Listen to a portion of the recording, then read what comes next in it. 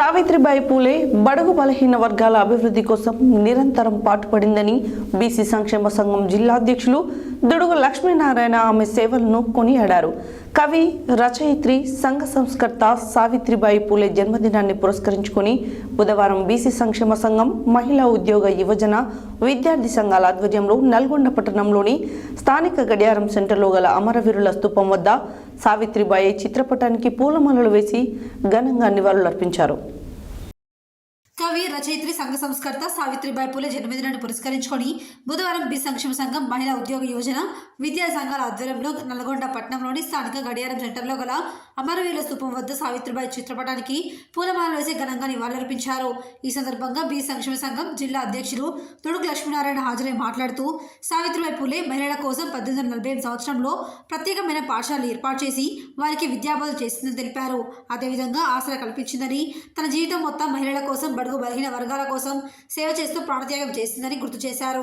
ఈ కార్యక్రమంలో బి సంక్షేమ సంఘం జాతీయ ఉపాధ్యక్షులు మిర్యాల యాదగిరి, జిల్లా మహిళా సంఘం అధ్యక్షురాలు సింగం లక్ష్మి, సెక్రటరీ చింతపల్లి సదాలక్ష్మి, శంకర్ దుర్గా, ఉద్యోగ సంఘం అధ్యక్షులు వంగూరు నారాయణ యాదవ్, యువజన సంఘం అధ్యక్షులు మునాస ప్రసన్నకుమార్, సైదులు గౌడ్, బత్తుల శ్రీనివాస్, ఉట్కూరు గిరి, కారింగు లలిత, వలకీర్తి శ్రీనివాస్, మల్లెబడి సతీష్ యాదవ్, కొప్పు యాదయ్య గౌడ్, కొప్పు మహేష్ గౌడ్, పగిల కృష్ణ,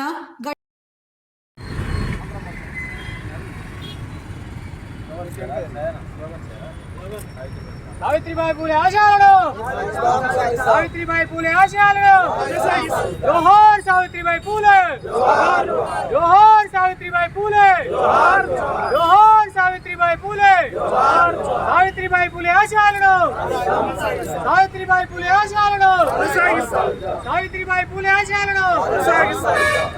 చదువుల తల్లి సావిత్రిబాయి పూలే 193వ జయంతి సందర్భంగా నల్గొండ బీసీ సంక్షేమ సంఘం, మహిళా సంఘం, ఉద్యోగుల సంఘం, యువజన సంఘం, విద్యార్థి సంఘం ఆధ్వర్యంలో ఘనంగా నివాళులు అర్పించడం జరిగింది.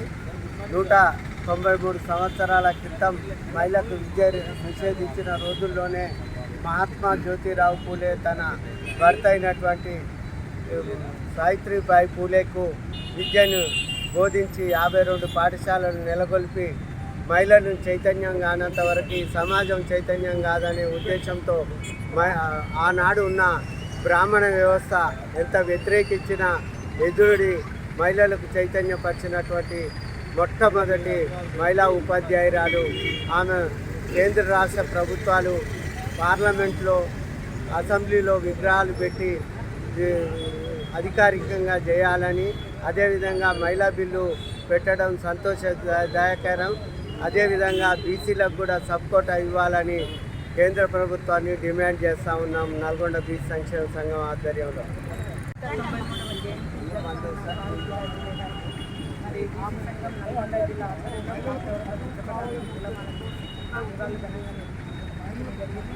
మరి భారతదేశంలో మొట్టమొదటి మహిళా ఉపాధ్యాయులు సావిత్రిబాయి పూలే గారు విద్యా కోసం ఎంతో కృషి చేసిన తొలి తరం మహిళా ఉద్యమకారిణి, కవి, రచయిత, సంఘ సంస్కర్త.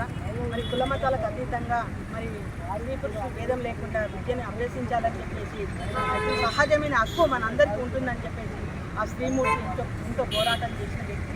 సో అందరూ చదువుకోవాలి, అందరూ సమానంగా బతకాలి అని నిరంతరం తప్పించిన సామాజిక విప్లవ మాతృమూర్తి ఆమె. చౌరస్తాలో మహాత్మా జ్యోతిబా పూలే యొక్క సతీమణి అయిన సావిత్రిబాయి పూలే 193వ జయంతి కార్యక్రమాన్ని ఘనంగా నిర్వహించుకోవడం జరుగుతూ ఉన్నది. ఈ సందర్భంగా మహిళా లోకాలకు ఒకటే విజ్ఞప్తి చేస్తూ ఉన్నాం.